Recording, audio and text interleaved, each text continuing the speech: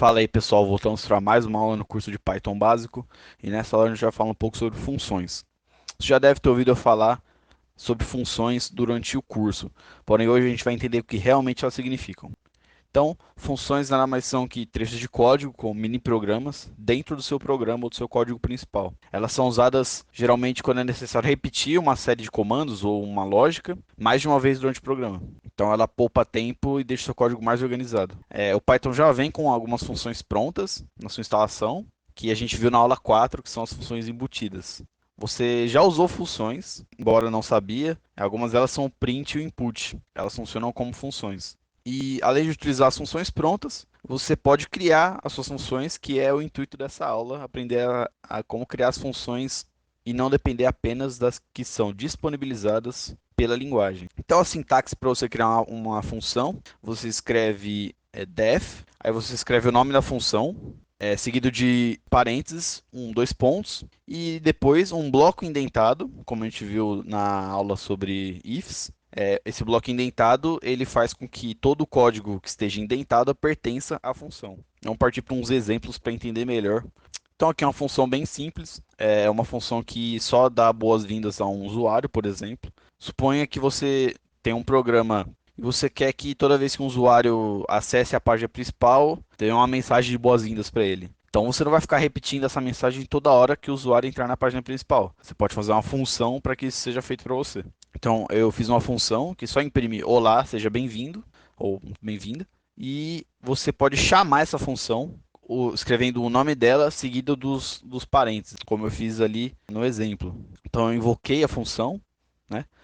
E ela é executada. Então, para você chamar uma função ou para você invocar uma função, você tem que escrever o nome dela, seguido dos parênteses. E a gente pode também passar informações do programa principal, do código principal, para uma função. E a gente faz isso através de parâmetros. Por exemplo, a função print, ela recebe parâmetros que vão ser exibidos na tela. Então, aquela string que você coloca na função print, ou aquele inteiro, ou aquele dado que você coloca lá, ele é um parâmetro que a função print vai exibir na tela. Então, um exemplo aqui de saudação personalizada, ela recebe um nome e ela imprime olá seguido desse nome. Função bem simples, porém que já trabalha esse conceito de passar informações por parâmetro. Então, para exemplificar, eu invoquei a função ali saudação personalizada com o meu nome. Ele imprimiu olá Pedro. Além disso tudo, você também pode retornar algum dado para o usuário que chamou essa função. Você pode fazer isso utilizando o comando return. Essa lógica geralmente é feita quando você quer trabalhar alguma informação que o usuário passa para você,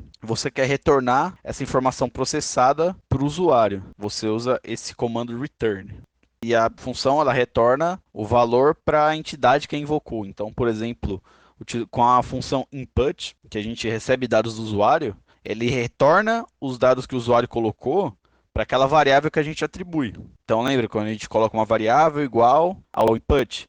O input ele faz a lógica dele e retorna o valor para aquela variável. É mais ou menos isso que o return faz, ele retorna esse valor para a variável. Então, no nosso exemplo, eu defini uma função bem simples, ela soma dois números, eles são passados por parâmetro, e para exemplificar, eu chamei a função soma dentro da função print. Então, trabalhando a lógica de dentro para fora, eu chamo a função soma, a função retorna o valor de A mais B, então nesse caso retornaria 2 mais 2, e a função print, ela vai exibir na tela esse valor, foi o que aconteceu ali, ela exibiu 4. Depois do programa, eu pedi para o usuário inserir dois números, depois eu chamei a função soma utilizando esses dois números que o usuário inseriu, e salvei na variável resultado. Logo depois eu exibi na tela com um print, o resultado da soma é 2 pontos, e o valor que está guardado na variável resultado, que seria a soma dos dois números que o usuário inseriu. Então, as funções servem para você organizar o seu código. Então, caso você tenha alguma lógica que vai se repetir durante o seu código, é sempre interessante você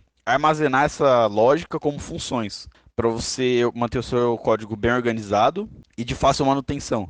Então é isso por essa aula, pessoal. Até a próxima.